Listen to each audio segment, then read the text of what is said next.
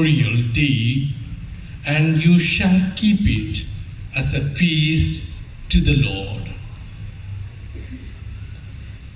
How come this day turned out to be memorial for us?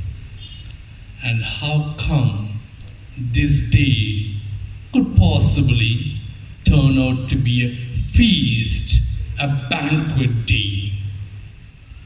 Certainly the words that I just read is the conclusive words of the first reading.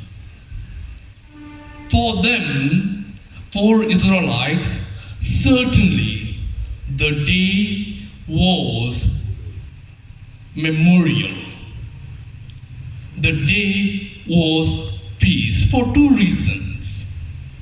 One, they happened to have unusual meal. As we heard the first reading, it was described very much dramatic as well as the ritualistic form of Israelites' Passover meal. It was an unusual meal because they were started to share the lamb with a neighbor. They were eating roasted lamb. Secondly, they were eating unleavened bread, unyielded bread. And thirdly, they were eating bitter herbs. These things, possibly lamb, roasted lamb could be a meal, but the other two were totally unusual meal for them. Unusual dishes, unleavened bread, and bitter herbs.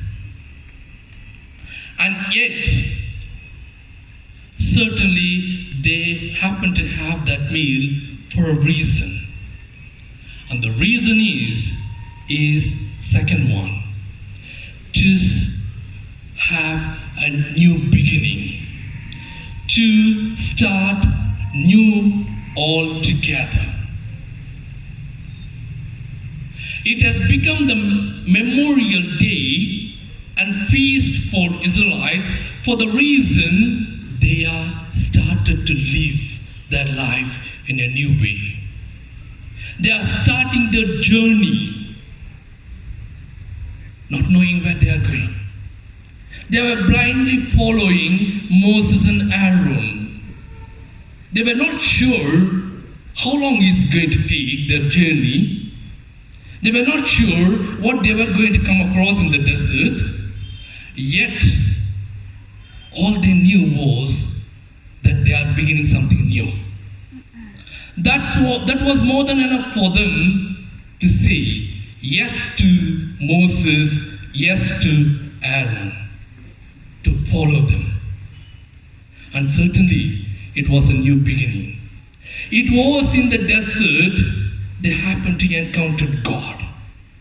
Until then, the God who was remote to them, now they know God talks with Moses. And he works things that they never expected. And totally, it was for Israelites then a new way of living. Until then, they knew God as God of Abraham, God of Isaac, God of Jacob. Now they came to realize He is God of Israelites. He is God of them. He is the God who won their heart. For that reason, they were ready to follow Jesus. Were ready to follow Moses and Aaron. And for them, it was Memorial Day. It was a feast day. And we read, throughout your generations, you shall observe it all as in the ordinances forever.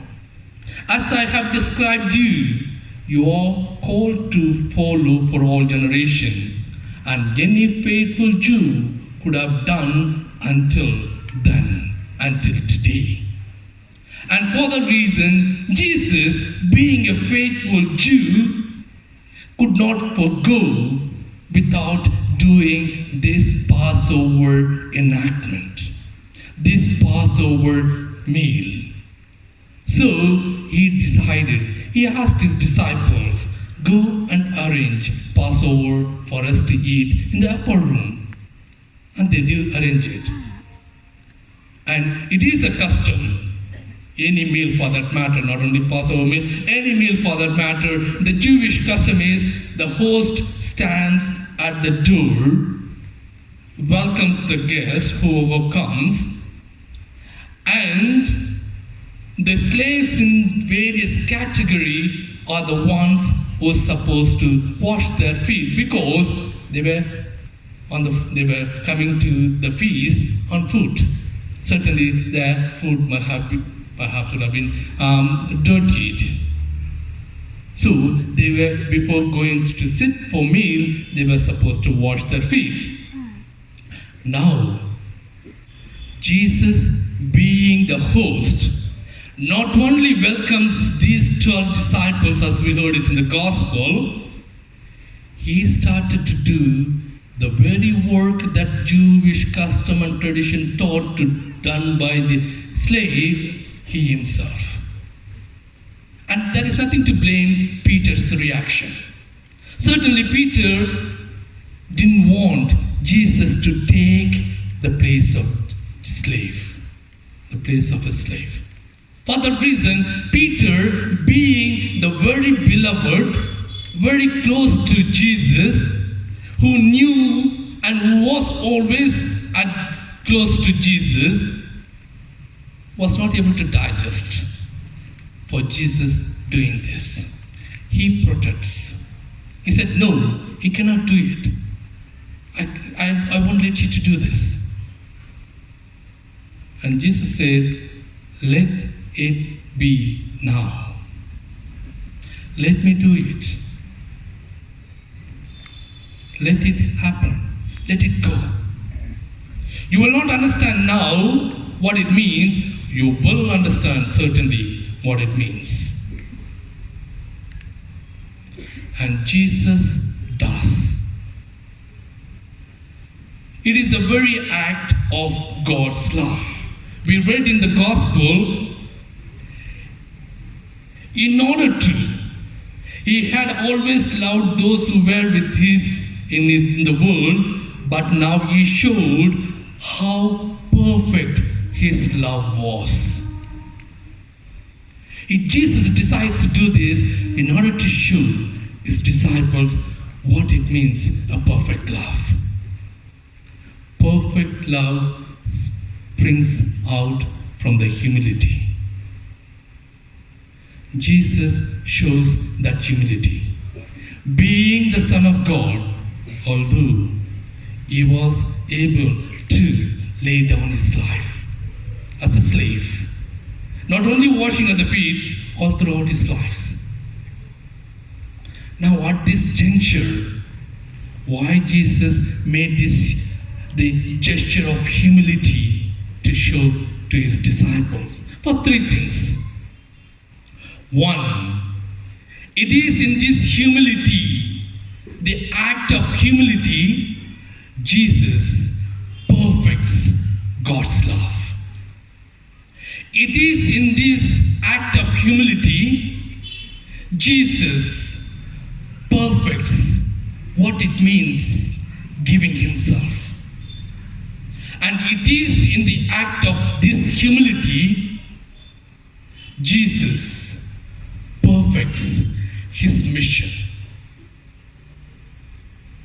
One, it is in the act of humility, Jesus perfects God's love.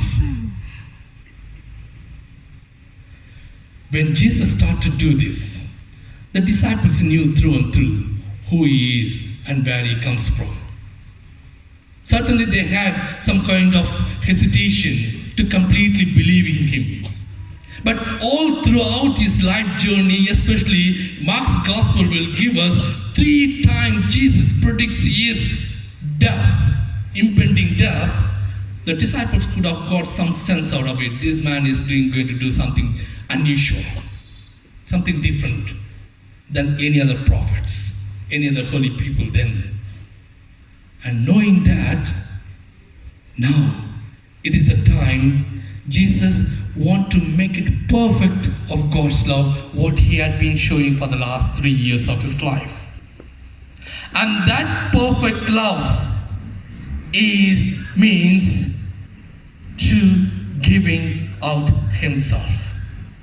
That perfect love is, until then, was to an extent shown in a different form. Now the Son of God shows this, the perfect love. It means to serve, to be humble, to be compassionate, to be merciful, to be loving, to be one with people, to relate with any other human being.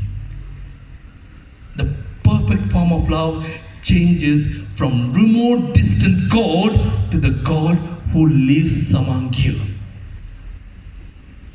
And the God who is not lords over you, rather the God who serves you.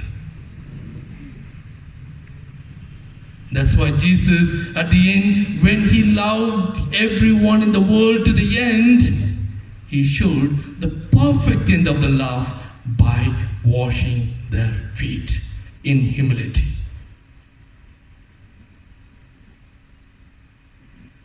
Jesus' humility, the act of humility, perfects giving, is self-sacrifice.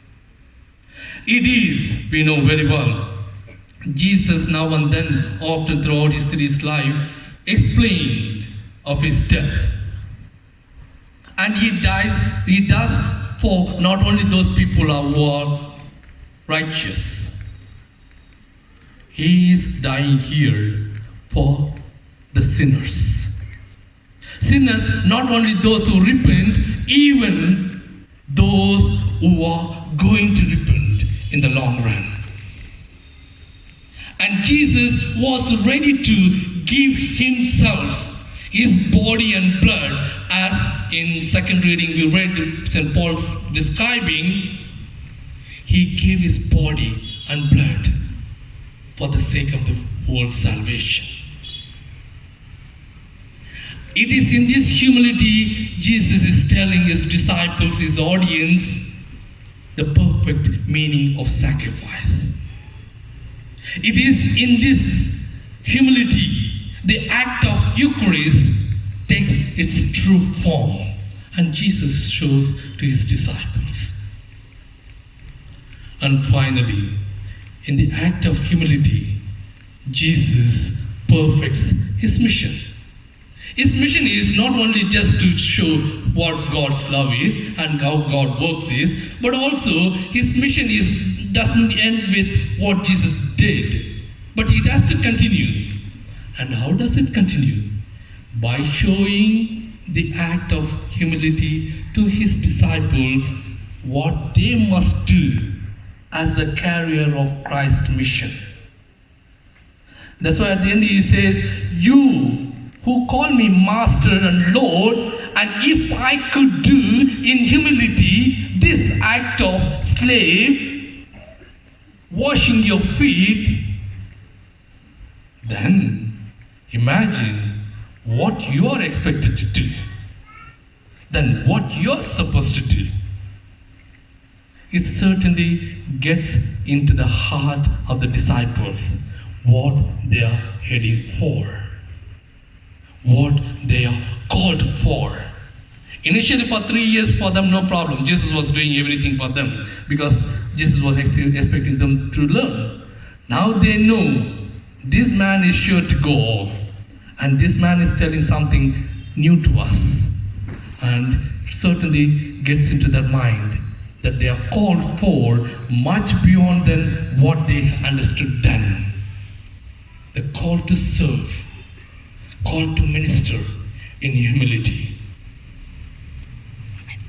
My dear friends, St. Ambrose once said, like the moon, church shines not with its own light church shines with Christ's light.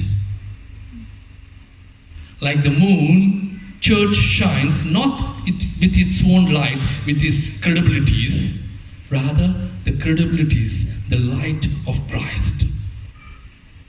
We are all moons of Christ. We are all called to serve one another with love in humility. And we are given and we are shown us Jesus has shown us the way. There was a boy who was walking after the school, going back home, happened to find a bird falling off from the tree, and it was crawling on the ground. And looking at it, it was beautiful. Then he took in his hand, he wants to rear it and keep it as pet. As he was carrying home, he happened to come across another elderly man. And the elderly man, the boy want to be a bit clever. And the elderly man asked the boy asked the elderly man, holding the bird in his hand on his back, asked him, "Sir, could you tell me whether the bird in my hand is alive or dead?" Well, the wise man knows the intention of this boy. Certainly, he wants to defeat whatever the elder man was going to say. If the elderly man wants to say it's alive, he would crush it, the bird, into death. Instead, if the elderly man says it is dead, he would let it off fly. Well, as always, the elders are wise. He said, "My dear boy, whether the bird is alive or dead is in your hand." Whether the bird is alive or dead is in your hand.